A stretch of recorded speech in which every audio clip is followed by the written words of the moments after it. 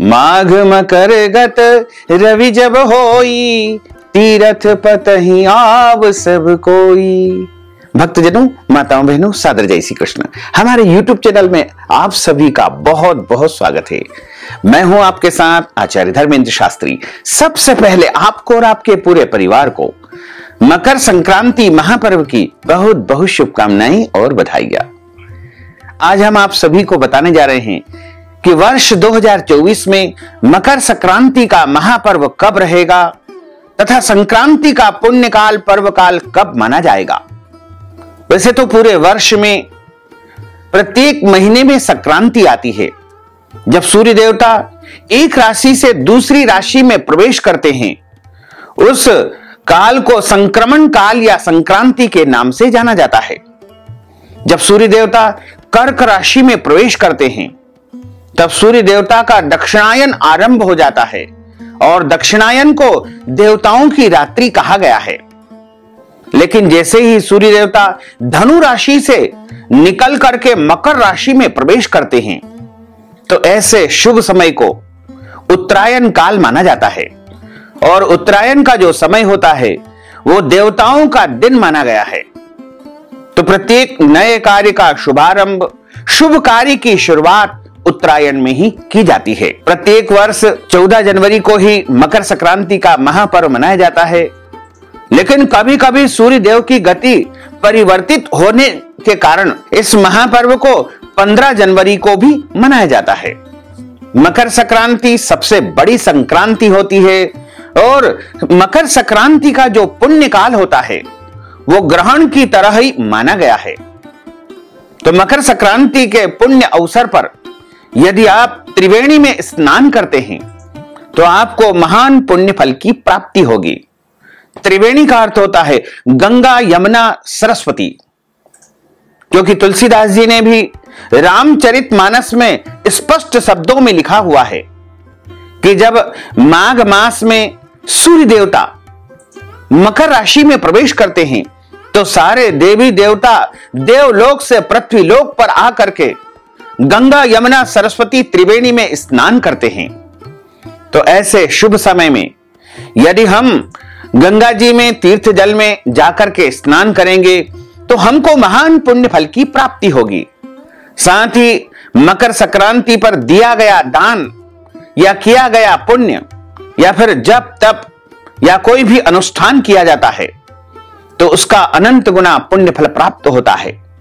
प्राचीन काल में राजा लोग अश्वमेध यज्ञ किया करते थे, वाजपेय यज्ञ किया करते थे।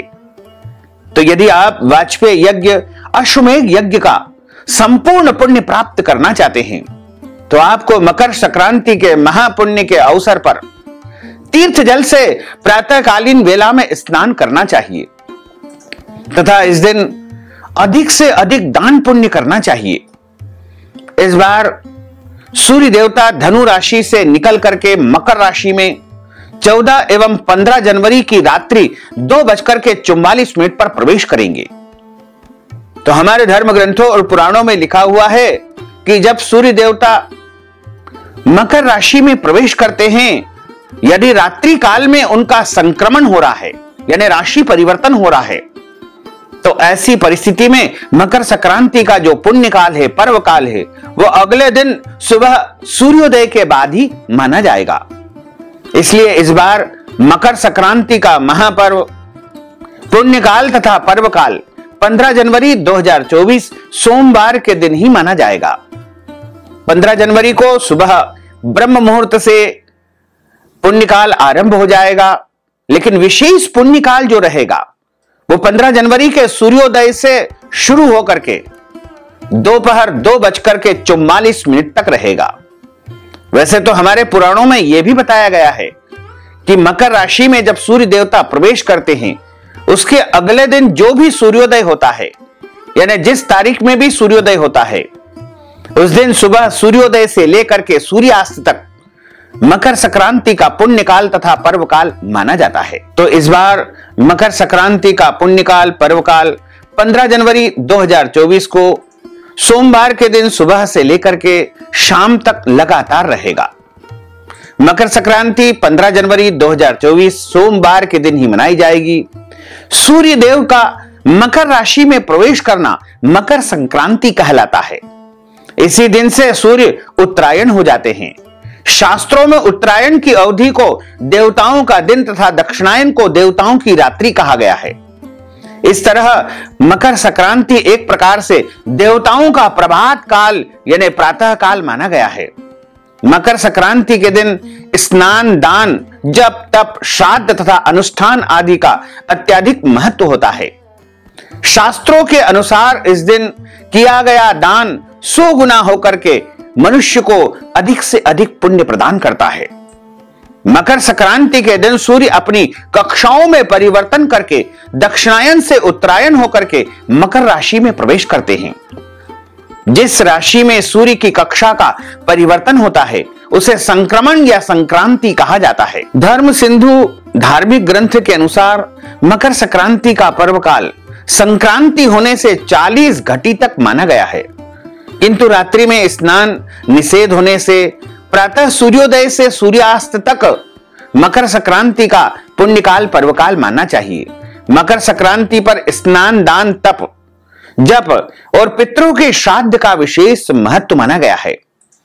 अगर आपके घर में पितृदोष है या कोई भी दोष है तो आपको उनके लिए श्राद्ध कर्म, तर्पण कर्म भी मकर संक्रांति के महापर्व पर करना चाहिए। ज्योतिष शास्त्र में बताया है कि मकर संक्रांति के दिन सूर्य के एक राशि से दूसरी राशि में परिवर्तन को अंधकार से प्रकाश की ओर हुआ परिवर्तन माना जाता है। मकर संक्रांति से दिन बड़े होने लगते हैं और रात्रि की अवधि कम होती जाती है। स्पष्ट है कि दिन बड़ा होने से प्रकाश अधिक होगा और रात्रि छोटी होने से अंधकार की अवधि कम होगी।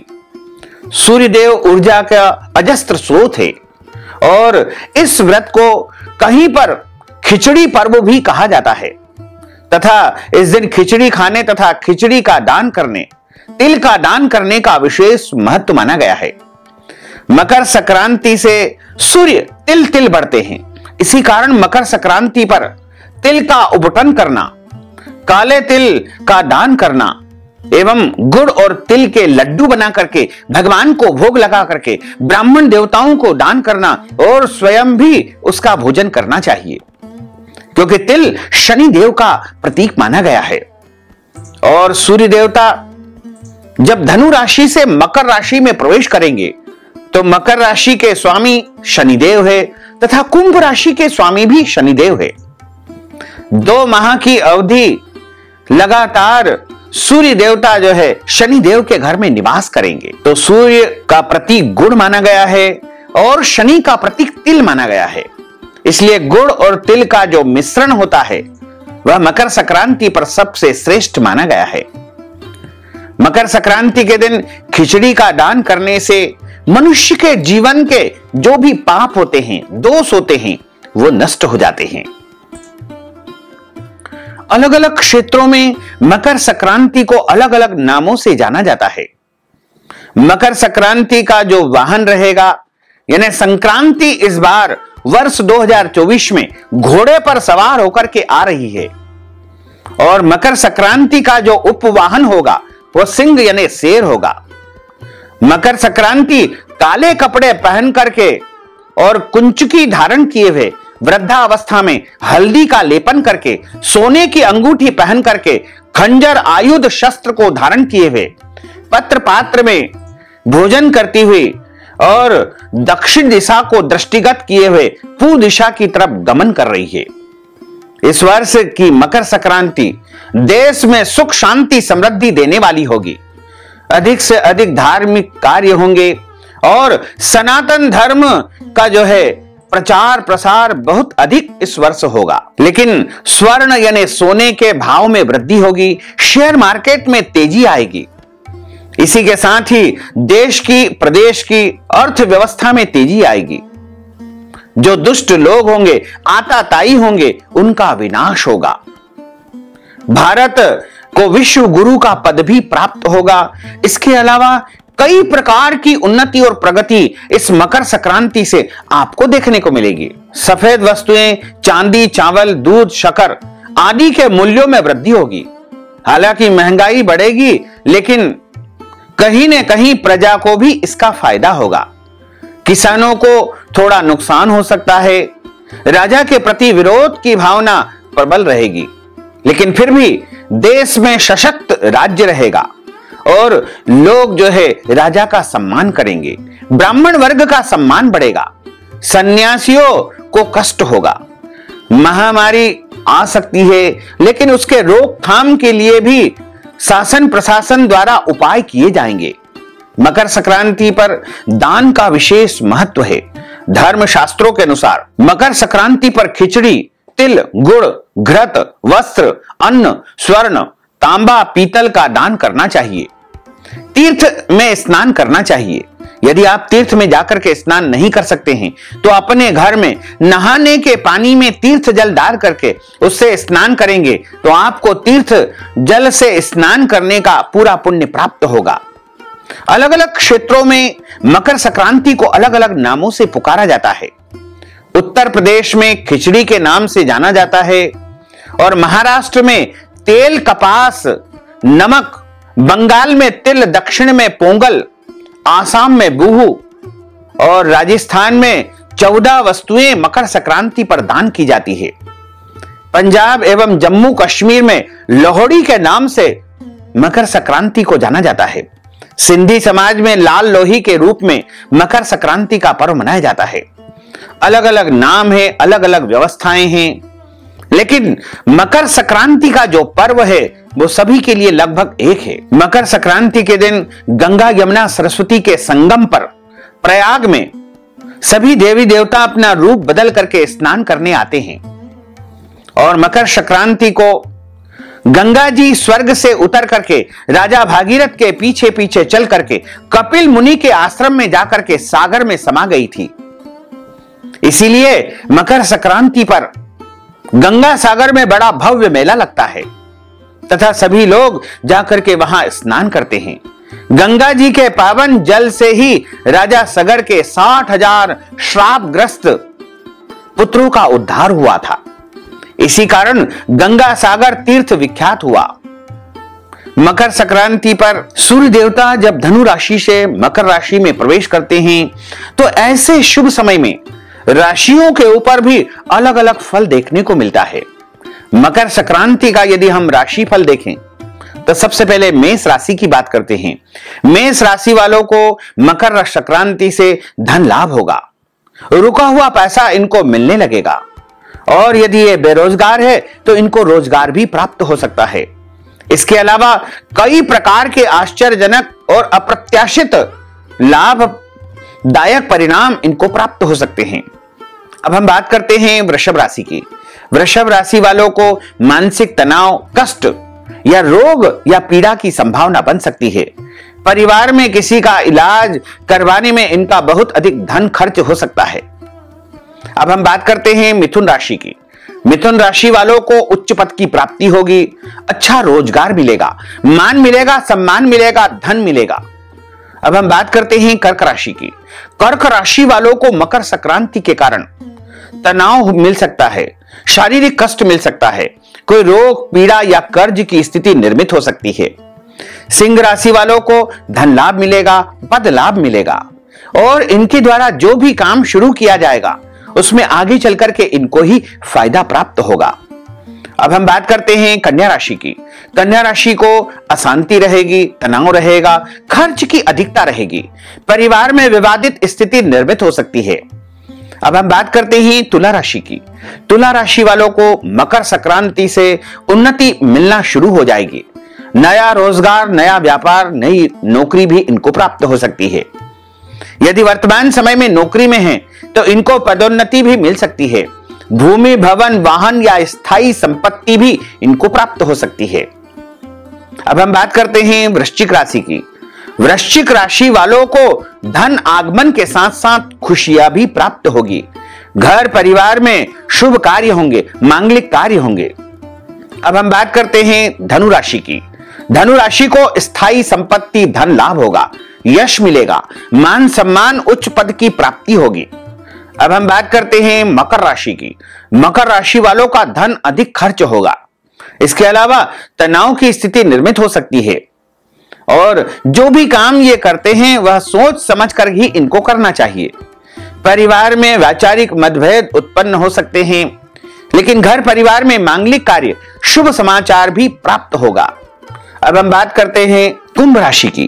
कुंभ राशि वालों को धन लाभ होगा, मान सम्मान मिलेगा, पद प्रतिष्ठा का उत्तम अवसर भी इन्हें मिलेगा।